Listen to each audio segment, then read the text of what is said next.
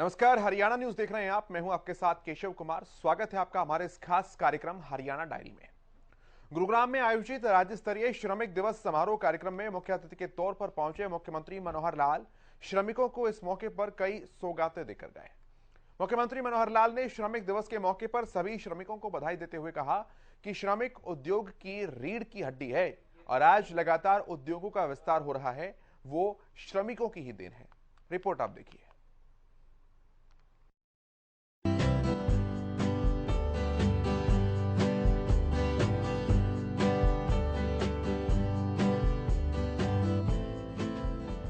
हरियाणा के मुख्यमंत्री मनोहर लाल के कुशल नेतृत्व में प्रदेश सरकार श्रमिकों के कल्याण के लिए निरंतर कार्य कर रही है। भगवान विश्वकर्मा जयंती के अवसर पर गुरुग्राम के सेक्टर 29 स्थित मैदान में भव्य आयोजन किया गया। इस राजकीय श्रमिक दिवस समारोह में मुख्यमंत्री मनोहर लाल ने बतौर मुख्य अतिथि शिरकत की। इस मौके पर रंगारंग कार्यक्रमों का भी आयोजन किया गया। साथ ही श्रमिकों और उद्यमियों को सम्मानित भी किया गया।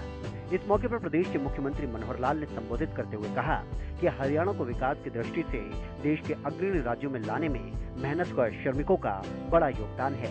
उनके मुताबिक श्रम साधकों के बल पर ही आज हरियाणा देश में सबसे तेजी से प्रगति करने वाला राज्य बन गया है।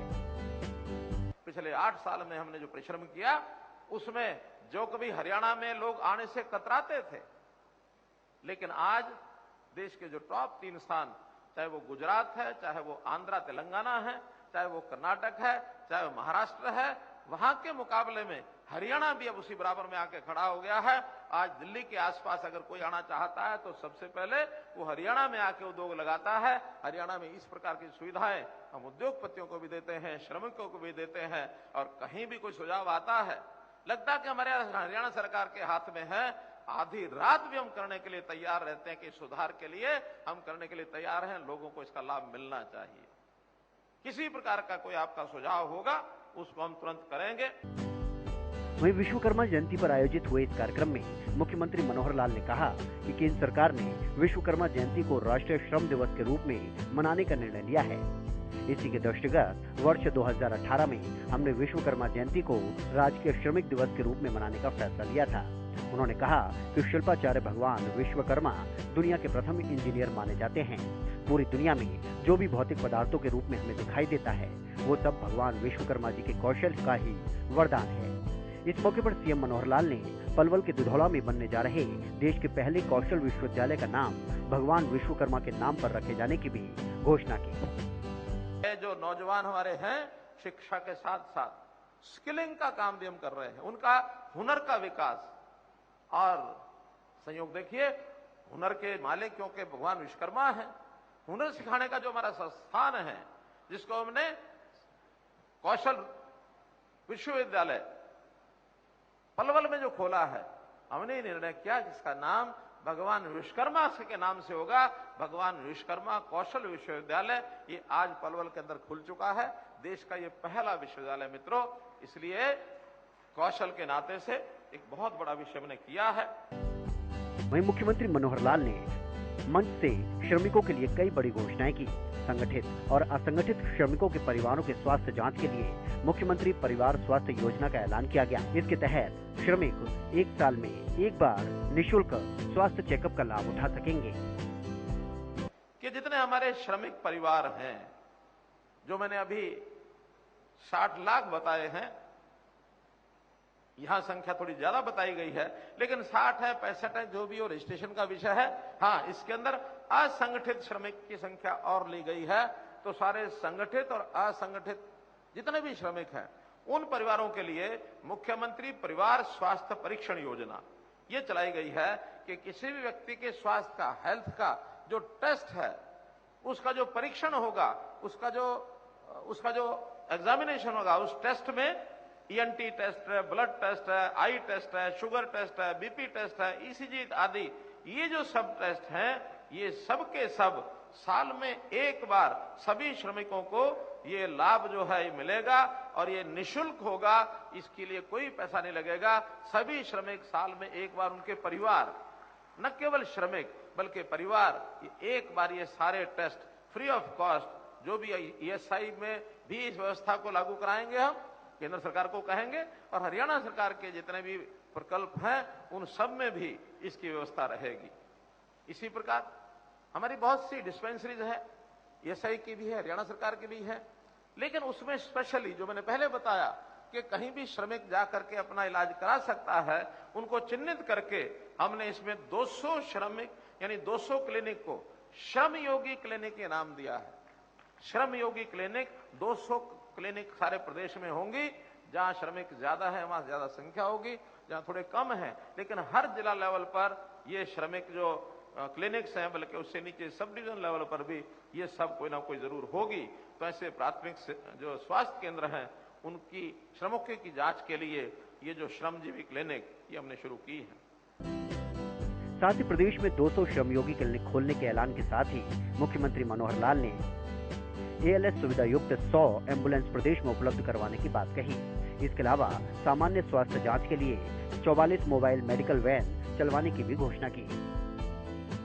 एम्बुलेंसेस, एक सामान्य एम्बुलेंस होती है, एक ALS जो एम्बुलेंस होती है जिसको एडवांस्ड लाइफ सपोर्ट एम्बुलेंस कहते हैं, उन्नत जीवन समर्थन एम्बुलेंस।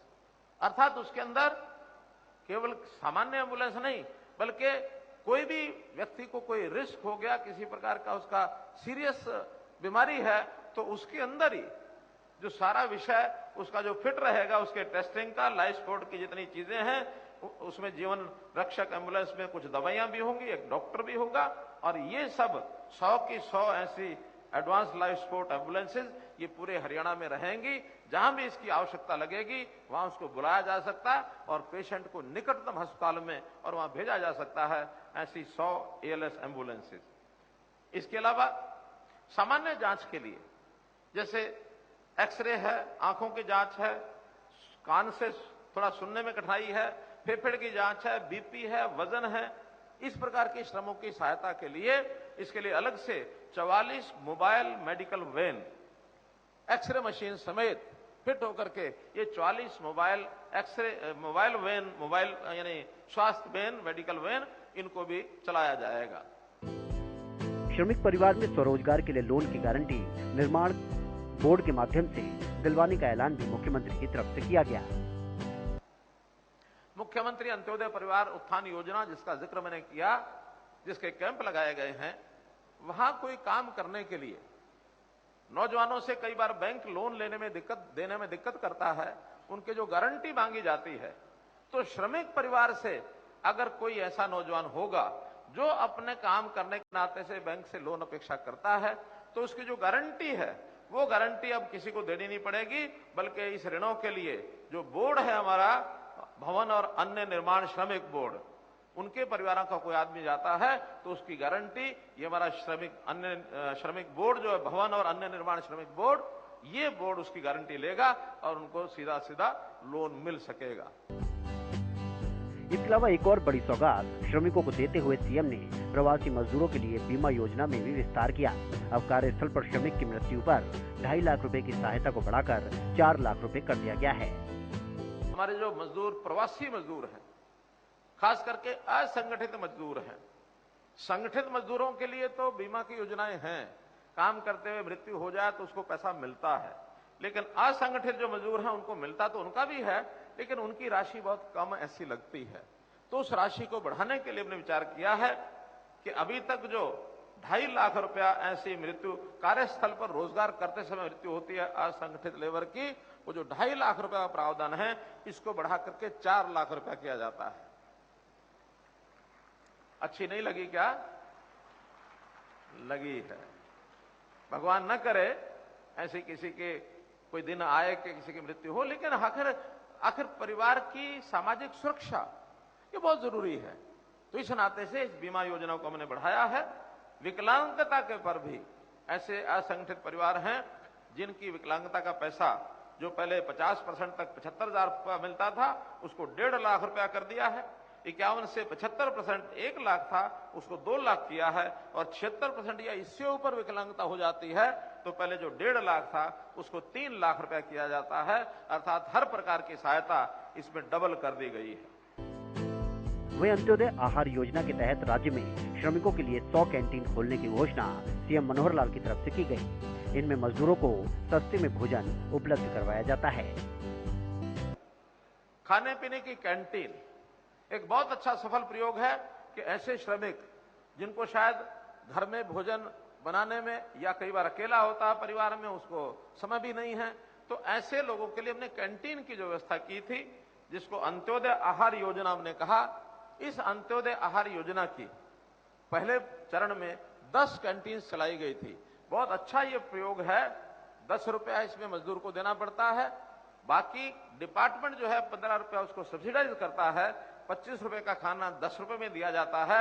इन क्षेत्रों में श्रमिकों को बहुत उसका लाभ हुआ है। हमने आज ही कहा है कि इस योजना को विस्तार करके हरियाणा में 100 कैंटीन ऐसी बनाई जाएंगी ताकि श्रमिकों को और इस प्रकार की कई कठिनाई आती है वो ना आए। तो ऐसी जो कुछ योजनाएं हैं, इन योजनाओं के बारे में आपको बताया है। वहीं विकलांग बच्चों को भी दी जाने वाली आर्थिक मदद को लेकर सीएम ने बड़ी घोषणा की है। अब उनको मिलने वाली मदद की राशि को बढ़ा दिया गया है। विकलांग बच्चों की सहायता 2,500 रुपये प्रति माह पहले जो दी जाती रही है, अब उसको 3,000 रुपया किया जाता है। ये भी एक उसमें वृद्धि, जो 20% की वृद्धि ये की जाती है। इस समारोह में पूरे प्रदेश से संगठित और असंगठित क्षेत्र के श्रमिक, कारखानों के प्रतिनिधि, श्रमिक एसोसिएशन के सदस्य, नियोक्ता आदि ने भाग लिया। समारोह में उत्कृष्ट कार्य करने वाले श्रमिकों को श्रम पुरस्कार प्रदान किए गए। साथ ही उद्यमियों को भी सम्मानित किया गया। इसमें कोई दो राय नहीं कि मनोहर सरकार सभी वर्गों को साथ लेकर सबका साथ सबका विकास के नारे को सार्थक कर रही है। और इसी कड़ी में श्रमिकों को एक बड़ा तोहफा सरकार की तरफ से दिया गया है।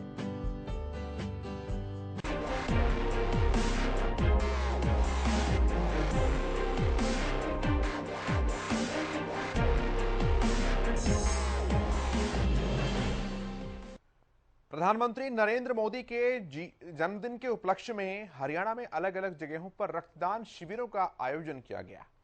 इन रक्तदान शिविरों के जरिए 10,000 यूनिट रक्त एकत्रित करने का लक्ष्य रखा गया। इसके अलावा लोगों की सेवा के लक्ष्य के साथ भी कार्यक्रमों का आयोजन किया गया। गुरुग्राम में मुख्यमंत्री मनोहर लाल ने रक्त शिविर का शुभारंभ किया और कार्यक्रम को संबोधित किया।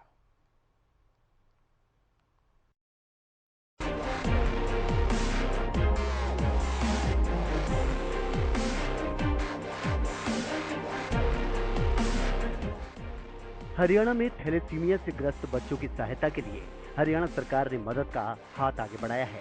देश के प्रधानमंत्री के जन्मदिन के मौके पर हरियाणा में थैलेसीमिया ग्रस्त बच्चों के लिए ब्लड इकट्ठा करने का लक्ष्य बनाकर ब्लड डोनेशन कैंप लगाए गए। साथ ही थैलेसीमिया ग्रस्त बच्चों के लिए हरियाणा सरकार की ओर से सहायता राशि देने का ऐलान भी किया गया। सरकार की तरफ से प्रदेश के अलग अलग हिस्सों में रक्तदान शिविर का आयोजन किया गया। कार्यक्रम का शुभारंभ हरियाणा के मुख्यमंत्री मनोहर लाल ने गुरुग्राम से किया। इन कार्यक्रमों के जरिए सरकार का लक्ष्य 1100 ब्लड यूनिट इकट्ठा करने का है। इस कार्यक्रम का आयोजन गुरुग्राम के न्यू कॉलोनी बहल पार्क में किया गया। कार्यक्रम के दौरान सीएम मनोहर लाल ने लोगों को संबोधित भी किया। आज का दिन सेवा का दिन हमने पूरे देश में मनाने का एक निर्णय लिया है।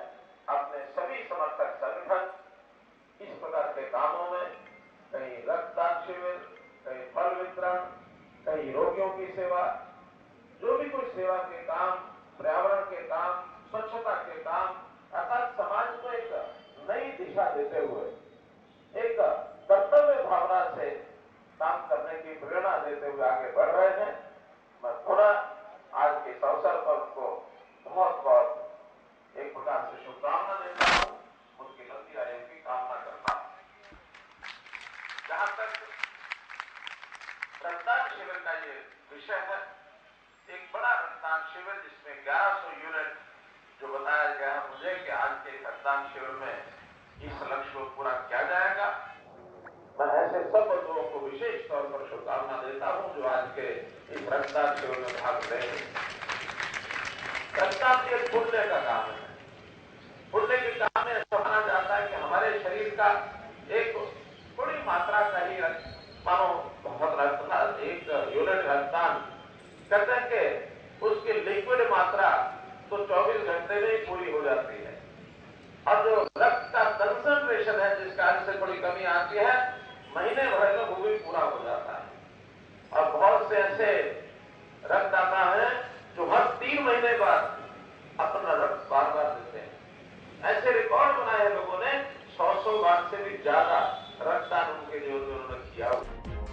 प्रदेश में रक्तदान शिविर के आयोजन से पीड़ित लोगों को लाभ मिलेगा। इस रक्तदान शिविर का शुभारंभ करते हुए सीएम मनोहर लाल ने लोगों से अपील की और कहा कि रक्तदान शिविर में भाग लेना एक पुण्य का काम है। सीएम मनोहर लाल ने कहा कि रक्तदान के दौरान हम स्वस्थ रहें, ये बहुत जरूरी है। सीएम ने संबोधित करते हुए कहा कि हमारे रक्त से किसी की जान बचती है तो हमें रक्तदान जरूर करना चाहिए, ये हमारे लिए पुण्य का काम है। हम स्वस्थ हैं, ये भी हमारे जो डॉक्टर बंधु वहां रक्तदान ले रहे होते हैं रक्त, वो उसका एक टेस्ट या उसकी चेकिंग करते हैं। अगली बार भी रक्तदान देने से पहले आवश्यक सावधानियां बहुत जरूरी होती हैं, उसको भी एक स्वस्थ व्यक्ति जरूर अपनी सावधानी को बरते, बार बार रक्तदान करे। एक व्यक्ति अपने इस रक्त से किसी भी दूसरे व्यक्ति की जान बचा लेता है। वैसे तो जान भगवान के हाथ में है, किसको जान दे किसकी जान ले ले, लेकिन फिर भी हम सहयोगी जरूर उसमें हो जाते हैं कि रक्त की कमी के कारण से किसी व्यक्ति की जान न चली जाए। इसमें इस रक्तदान का बहुत बड़ा योगदान है। हमारे जीवन से किसी का जीवन बचता है, हमारे इस रक्त से किसी का जीवन पुनर्जीवन उसको मिलता है, तो ये बहुत बड़ा पुण्य का काम है। इसमें हमको अपने कर्तव्य भावना से ओतप्रोत होकर के बोध कराता है कि मेरा समाज के प्रति जो कर्तव्य है उसका मैं पालन कर रहा हूँ। कभी भी व्यक्ति अकेले अपने आप को रख करके जीवन को आगे नहीं चला सकता। व्यक्ति के ऊपर माता पिता का ऋण है, वही समाज का भी ऋण होता है। हमें माता पिता इस शरीर को जन्म तो देता है, लेकिन इस शरीर के पालन पोषण में समाज का बहुत बड़ा उपयोग होता है। उस समाज से बहुत चीजें हम सीखते हैं। समाज के ऊपर हमारी निर्भरता है, हम सब समाज के अंग है, हमारा एक पूरा परिवार है। वसुधैव कुटुंबकम की भावना जो हमारी आती है, उस परिवार का रिश्ता नाता जब होता है तो हम अपने दायित्व को निभा करके परिवार की समाज की सेवा ऐसे कामों के माध्यम से करते हैं। थैलीसीमिया से ग्रस्त बच्चों की बात करते हुए सीएम ने कहा कि इन बच्चों के इलाज के लिए 2500 रुपए महीना दिया जाएगा।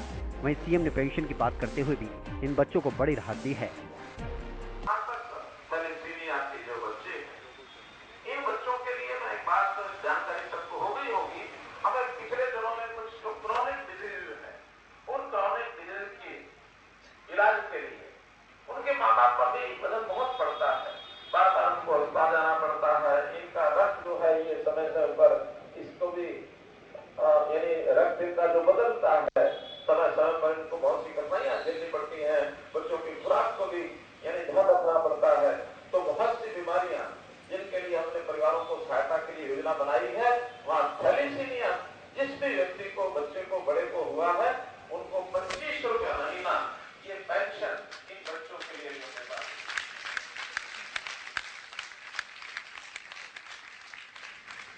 कैंसर स्टेज 3 और 4 उससे भी जो पीड़ित हुआ है उनको भी हमने 25 रुपया पेंशन बांटी है। दिव्यांग जो है उनके लिए भी पेंशन है, हमारी विधवा बहनें उनके लिए भी पेंशन है, ओल्ड एज के लिए पेंशन है। तो ये सामाजिक सुरक्षा इसका जो हमारा भावना है, इससे हम आगे बढ़ रहे हैं। और सामान्य व्यक्ति उसकी भी जो आवश्यकता स्वास्थ्य की दृष्टि से होती है, उसको मेडिकल हेल्प जो चाहिए, कई बार इतना खर्च होता है कि सामान्य परिवार उसको झेल नहीं सकता। तो जितने गरीब परिवार हैं उन सब गरीब परिवारों को, गरीब की व्याख्या यानी 1,80,000 रुपया वार्षिक आय जिससे उस आय से कम है, ऐसे सब परिवारों को आयुष्मान भारत 5 लाख रुपया हर वर्ष परिवार की सहायता ये सरकार द्वारा की जाएगी। प्रदेश भर में इस मौके पर रक्तदान शिविर का आयोजन किया गया। बल्लभगढ़ के सरकारी अस्पताल में परिवहन मंत्री मूलचंद शर्मा पहुंचे और मरीजों को फल वितरण किए गए। इस मौके पर परिवहन मंत्री मूलचंद शर्मा ने कहा कि जगह जगह सेवा पखवाड़ा कार्यक्रम आयोजित किए जा रहे हैं, जिसमें बीजेपी कार्यकर्ता समेत बीजेपी के तमाम नेता भाग ले रहे हैं। मरीजों को आज मोदी के जन्मदिन पर उनको फ्रूट वितरण किया है और लोगों का हालचाल भी जानकारी दी है। सभी डॉक्टरों की तरफ से जो आम लोगों में अपने हौसलों के भाव जो चल रहा है, तो लोगों को ये लगता है कि जो जच्चा बच्चा बात में हर बहन बेटी जो हमारी है उनको बीच में उन्होंने बताया कि हॉस्पिटल ठीक है, यहाँ पे डॉक्टर भी ठीक है। और जैसे हमारे लोग एसडीएम आपकी हमेशा यहाँ आते रहते हैं सप्ताह में 4-5 दिन और बाकायदा पूरे विधानसभा में दौरा। वहीं हरियाणा के राज्यपाल बंडारू दत्तात्रेय ने भी पंचकुला सेक्टर 6 अस्पताल में इस अवसर पर प्रधानमंत्री टीबी मुक्त भारत अभियान का शुभारंभ किया। बंडारू दत्तात्रेय ने कहा कि टीबी के रोग से ग्रस्त 5 बच्चों को उपचार तक कम्युनिटी सपोर्ट के तहत मासिक डाइट का खर्च सरकार उठाएगी।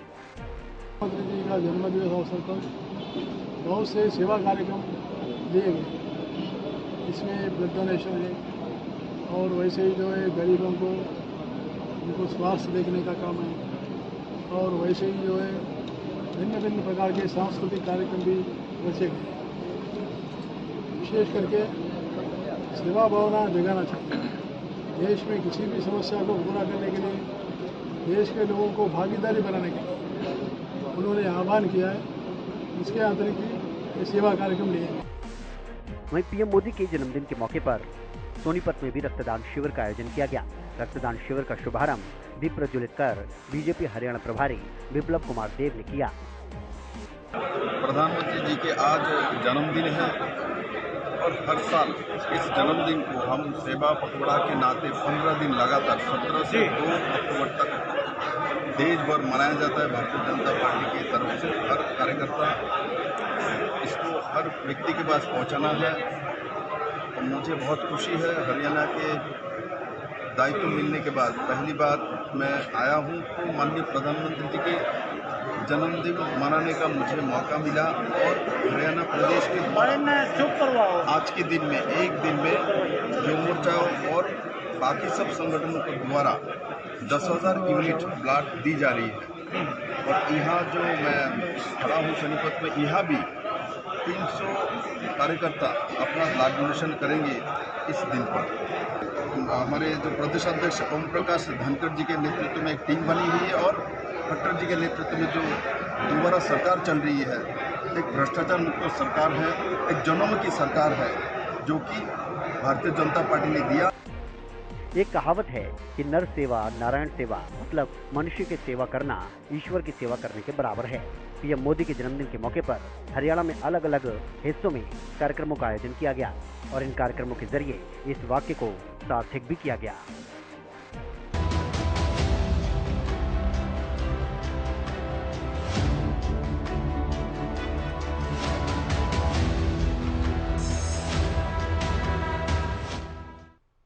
हरियाणा के युवाओं के लिए बड़ी खुशखबरी है। हरियाणा सरकार विभिन्न विभागों, बोर्ड, निगमों और सरकारी संस्थाओं में भर्तियां करने जा रही है। इसके लिए सीईटी परीक्षा ली जाएगी और आयोग की तरफ से इसकी तैयारी भी की जा रही है। रिपोर्ट आप देखिए।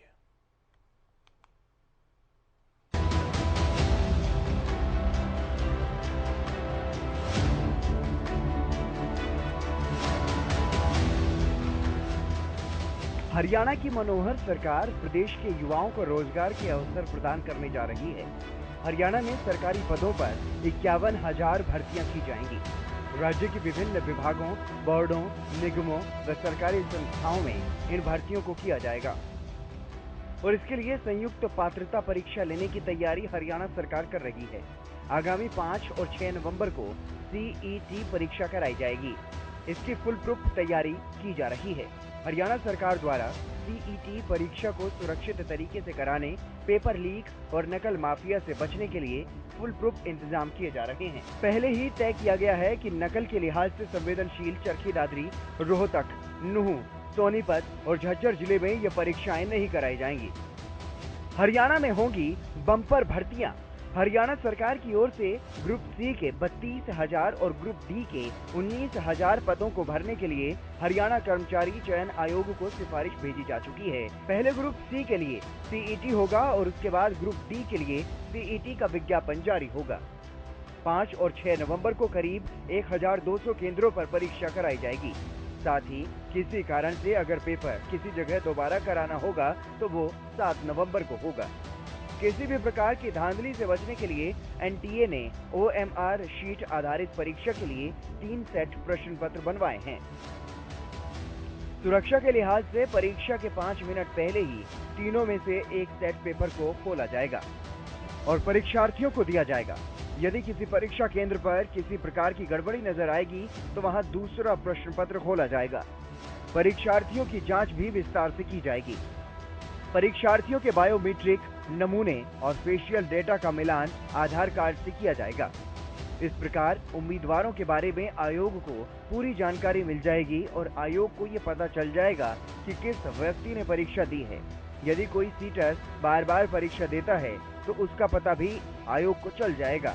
इस प्रकार से जांच के कारण किसी भी फर्जीवाड़े की संभावना को पूरी तरह खत्म किया जा सकेगा। हरियाणा के युवाओं के लिए सरकारी नौकरी पाने का ये सुअवसर है।